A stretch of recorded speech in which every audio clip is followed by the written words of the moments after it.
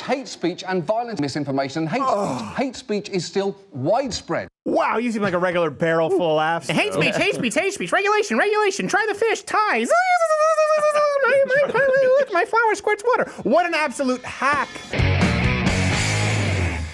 Here's the thing. I find John Oliver funny and dangerously wrong. Yep. I want to know, people, if I'm alone, do you have entertainers on the completely opposite side of the political spectrum of whom you're a diehard fan? Can you separate the art from the artist? Where does it start to bleed in? Comment below. I want to know. Because this is the latest John Oliver segment, takedown segment, I guess you call it. You know what? Let's just roll the clip and let's get into John Oliver's latest takedown. Hate speech against Muslims, and especially the Rohingya, flourished on Facebook. Here we go. Posted by military leaders and politicians, as well as prominent Buddhist monks like Ashin Waratu. Okay, here we go. So this whole thing, by the way, so this whole video, you watch this segment, there's kind of some jokes that seem sort of irrelevant. He's jumping from topic to topic. It's a lead up.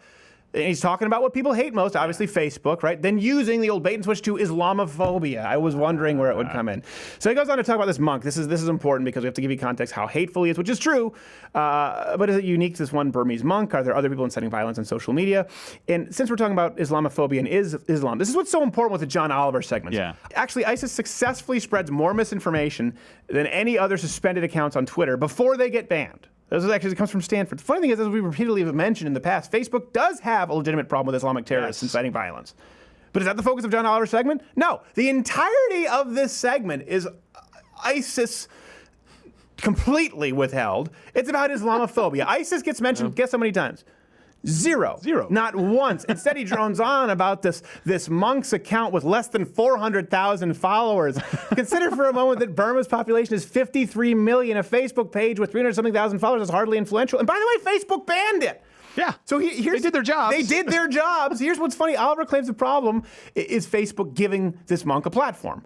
But then he plays clips and overlays, and it turns out the monk is actually on the cover of Time magazine and interviewed on 60 Minutes. So Facebook bans the monk, but left-wing print and TV, the media, they're perfectly fine giving him a platform. Again, there's nothing wrong with being critical of the monk. But these are the same people who claim that Charles Murray shouldn't even be allowed to speak or debate at a university because what Murray says is hateful. So why allow this monk on 60 Minutes if his speech is really that dangerous? Waratu had hundreds of thousands of followers on Facebook, and he used his page to wreak havoc, including spreading false accusations that a Muslim business owner had raped a Buddhist employee, a post that helped instigate riots in the city of Mandalay in 2014, in which 2 people were killed and around 20 others injured. And yet, despite repeated warnings about Waratu, Facebook didn't get around to banning him until earlier this year. Okay, so this is not becoming more and more clear. Yeah. He spends 7 minutes making jokes about Facebook, and then again pointing out what most of us hate about Facebook. Now he spends not more than 30 seconds on any single topic. This is what John Oliver does so well. He does this bait and switch where he just bounces around, and then all of a sudden the entirety of the remainder is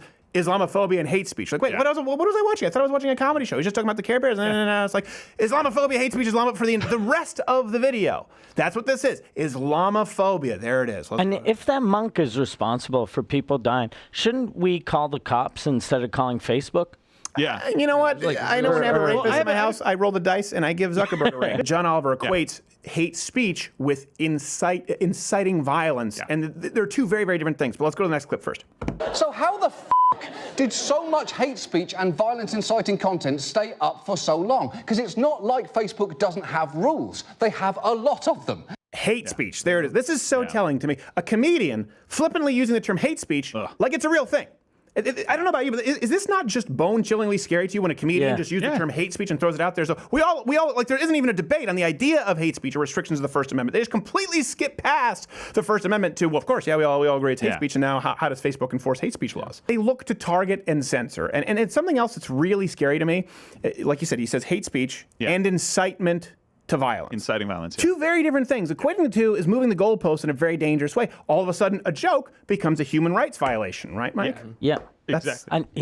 Right? I think the only thing that's dangerous is when it incites violence. People say incitement to violence. It's not like, hey, I can't stand Muslims in Burma, and someone goes, hey, I heard this guy on Facebook says he doesn't like Muslims, so I'm gonna shoot you. You didn't incite violence. Inciting violence is, hey, listen, I will reward you if you go and harm that person. Paying someone to put a hit out on somebody else, or telling people to go forward and actually commit an act of violence proactively. We need to be really clear about what incitement to violence is. Like, hey, punch him in the face for no reason other than he's Canadian.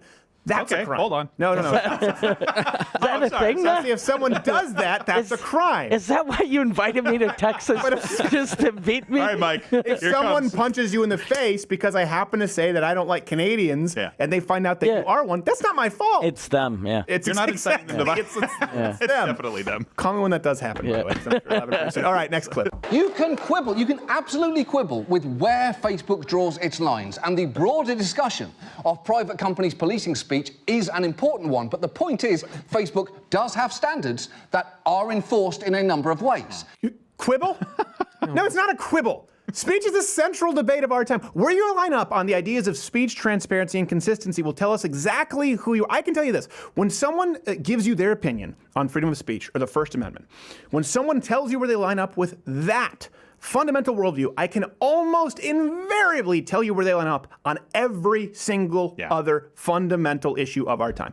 It is an absolute litmus test. Yeah, it's foundational for everything. You can quibble over whether or not the First Amendment is. And I know now all of a sudden he sounds like some Cockney guy in a bar. A pickpocket, Yeah, it's exactly what it's just that I don't like him, and I know that would piss him off even more than giving him the benefit of his London accent. All right, next clip.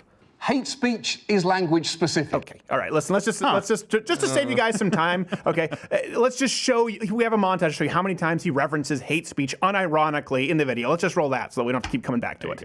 Viral rumors and hateful comments on Facebook. Hate speech against Muslims for those seeking to spread hate. Hate speech and violent misinformation and hate speech. Hate speech is still widespread. Wow, you seem like a regular barrel full of laughs, don't you? This is a fun comedy. Yeah, hate speech, hate speech, hate speech. Regulation, regulation. Try the fish. Ties. My flower squirts water. What an absolute hack. Could you imagine going to a show with this guy? I mean, I don't know. What would he talk about? One time and you're done. And does he then berate people who are politically correct who moan if he says something that's offensive? How do you have a leg to stand on? That's always funny to me when you see these self-professed sort of progressive liberal comedians and they tell a joke and the audience moans like, "Oh, quit being so sensitive." It's like, you're the one who told them to be. They are because of you. You're living in the hell you created. Enjoy. It's like Orange County. Now this is nobody's fault. Yes, it is. It's your fault. This is entirely your fault. By the way, hit the notification bell because subscriptions don't really mean anything on YouTube anymore, and apparently you might not even be notified if you subscribe. So hit the notification bell, join Mug Club for the Daily Show. $69 students, veteran active military. Okay, let's go to the next clip because I'm getting mad. I don't believe the Holocaust happened. Oh, yikes. Can someone please explain to me why what Charlie Rose did was so wrong? I wouldn't post that, but you can. George Soros invented mosquitoes. Hillary Clinton created AIDS. Yeah. Okay, so here's the I should have explained the context before that. He goes on, it's this fake Facebook ad, that he's presenting. And listen, it starts with Facebook being full of bullcrap. Absolutely, okay? We understand that. I think everybody agrees, half-truths, It's trying to get us all on the lies. same page here. Yeah, or as the co-opted term that the left invented as we know it, fake news. But again, the sleight of hand is something that he hopes people don't notice. So he takes what most of us joke about with Facebook, then segues into politics. But the only political points that you see there, conspiracy theories presented, are not only radical and almost never actually expressed, by the way. Actually, I don't think I've ever heard anyone say that George Soros invented mosquito. Probably did. Hillary Clinton. But I understand they're using an extreme example to make a point for comedy. Okay, like, I don't want to get on about that if we want to consider this comedy. But if you look at it, the theories and all of that, they entirely target and lampoon supposed right-wingers. How about peppering in some Donald Trump peeing on prostitutes conspiracies? No? Antifa conspiring against the 1%? No? How about pointing out the absurdity of the Kavanaugh allegations? No? Pointing out that PolitiFact, WAPO snopes who have been caught repeatedly lying or misleading or outright dishonest. No, we're not going to talk about any of those things? Okay, so again, just beware the sleight of hand here. It's like, it's just comedy. But you only do it from one point of view always. That's fine if you just tell your audience about it, you hack. Next clip. Facebook drastic. Disgusting. All right, okay, listen, we've had enough. Here's the thing. With this clip, I think all of us agree. Facebook is misleading. It really is a dumpster fire as it relates to information. As a matter of fact, I've felt that way since 2016, when the Gizmodo article leaked that Facebook moderators were selectively censoring specific conservative pages, including yours truly. Yeah. So I've been feeling this way for a long time. You were on that list. But back then, from the left, not a peep. It's also interesting that self-professed comedians like John Oliver spend so much time just making these pleas to giant corporations to control and police speech. But when an actual abuse of free speech occurs, like, say, with Mike Ward here being put before a human rights tribunal for a joke, Not a peep. Did John Oliver come to your defense? No, he didn't. He didn't make a video about you that wasn't funny? No. He was spending too much time on this monk with 300,000 fans, apparently. almost 400. That monk stole my thunder. Monk stole your Remember the term fake news was actually invented by the left after Trump was elected. And it was designed as a tool to target Donald Trump, and then it backfired when Trump used it against them. Now, why? Could it possibly be? Here's one thing that's just crazy to me about the John Oliver situation. Okay, so you're bitching about social media, and like you said, we all watch this on social media, but what's the alternative? ABC, NBC, CBS, CNN? It's entirely left-leaning. On social media, the right is, comparatively speaking, doing pretty well compared to traditional media. Now, of course, listen, there's a ton of crap on Facebook from both the left and the right. And I readily admit, and we tell the viewers often to not get your news from Facebook. Yeah. Okay, what would Mr. John Facebook needs to control hate speech Oliver have as an alternative? Again, ABC, CBS. The trend you see with John Oliver, and it bothers me, is that nearly every single takedown video he does is a plea for more government control. Think about this for a second. This is a comedian who's made it his mission. His raison d'etre is to put more control of your life in the hands of the government. At every single turn. Find me one video, find me one single segment, or any idea where John Oliver consistently is advocating for more freedom, not less. This is what's crazy to me. None. This is the first generation not only of people, but comedians who are advocating for less freedom of speech. Am I taking crazy pills? Yeah, has anybody looked down the road at how this story ends? No comedians, that's how it ends. Yeah. They will have a poster of Lenny Bruce up on their wall. And then talk about needing to police speech. Yeah, exactly. Yeah, guess where we found it. Guess where I found this video on YouTube. And here's the thing: outside of this general sort of authoritarian plea from John Oliver, he never provides any solutions. Ever. Of course not. It's just so there's someone has to do something. That's what it is. And it's usually the case with the left that somebody is the government and something is more control over your life. So yeah, listen, fake news is a real problem on social media. Again, both the right and the left. How can you guard against it? We want to offer some solutions here at Loud with Crowder, and I've said this quite a few times. Create a news and media list. Yourself. Don't rely on Facebook. Set bookmarks and favorites, and for every single right-wing source, have a left-wing source. So, for example, I'd say hit the notification bell on this channel because subscriptions don't mean anything. The very next show you watch should be John Oliver's, or Vox, or the Young Turks. I don't care. Just pick whichever one you can handle for the most amount of time. And get a beer. Put Fox News in your newsfeed? Great. Next needs to be HuffPo.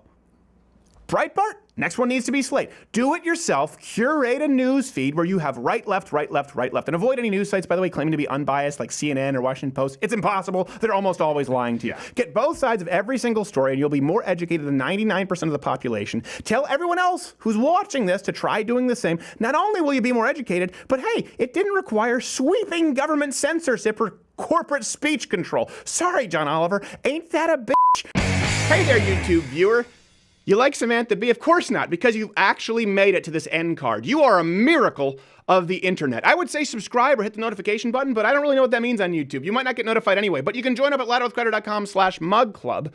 That's mug with this wonderful hand-etched mug, and you get to watch not only clips, but the full 1 hour daily show every single day. That was redundant because I said daily, but every single day, but we're going to keep it anyway because we shoot these end cards a whole lot in one afternoon.